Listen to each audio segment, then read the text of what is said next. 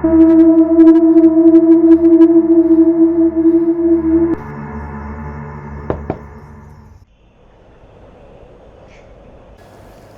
మారిపోతారు, సమయం మారిపోతుంది, కానీ మనం మాత్రం వాళ్ళు తిరిగి వస్తారేమో అని ఎదురు చూస్తూనే ఉంటాం. కొన్ని ప్రశ్నలకు సమాధానం ఉండదు. ఎందుకు వెళ్ళిపోయారు, ఎందుకు మారిపోయారు అని అడుగుతూనే ఉంటాం. రోజులు గడుస్తాయి, కానీ మనలోని నిశ్శబ్దం మాత్రం పెరుగుతూనే ఉంటుంది. నెమ్మదిగా మనం అందరినీ అనుమానించడం మొదలు పెడతాం. తర్వాత మనల్ని మనమే, ఈ టైంలో మెసేజా, అది కూడా అన్నోన్ నెంబర్ నుంచి, డోంట్ గో హోమ్. ఈ టైంలో ఎవరు మెసేజ్ పెట్టారు, ఎవరైనా ప్రాంక్ చేస్తున్నారా? ఇంకో మెసేజ్ వచ్చింది, ఏంటి చూద్దాం. I'm already inside. అదేంటి, నేను ఫ్లాట్ లాక్ చేసి వచ్చా కదా. రాంగ్ నెంబరా, లేదా ఎవరైనా ఉన్నారా? బాల్కనీలో ఎవరో నిల్చొని నన్నే చూస్తున్నారే.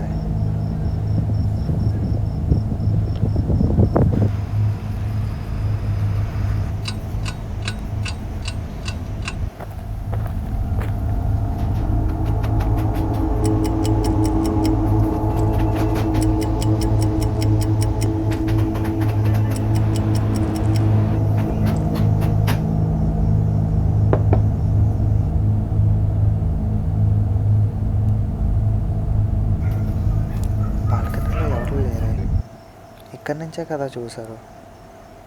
ఇప్పుడు ఎవరో కనిపించట్లేదు ఏంటి? ఎందుకైనా మంచిది ఇంట్లో చెక్ చేయడం బెటర్. భైరవ్ కనిపించట్లేదు ఏంటి, పడుకున్నాడు అనుకుంటా.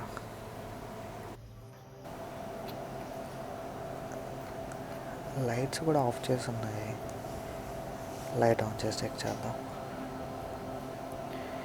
ఇల్లంతా ఖాళీగానే ఉంది కదా. అబ్బా, లోన్లీగా ఉండి ఉండి నాకు నేనే ఇమాజిన్ చేసుకొని స్టార్ట్ చేసుకుంటున్నాను. అసలు ఏం జరుగుతుంది?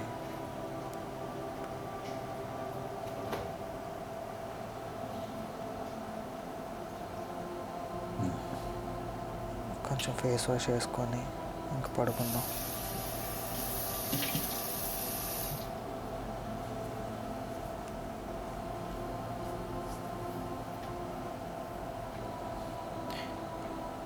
ఎవరో ఉన్నారు. షిట్, ఇంట్లో నేను కాకుండా ఇంకెవరో ఉన్నారు. వెంటనే ఇక్కడి నుంచి బయటికి వెళ్ళాలి.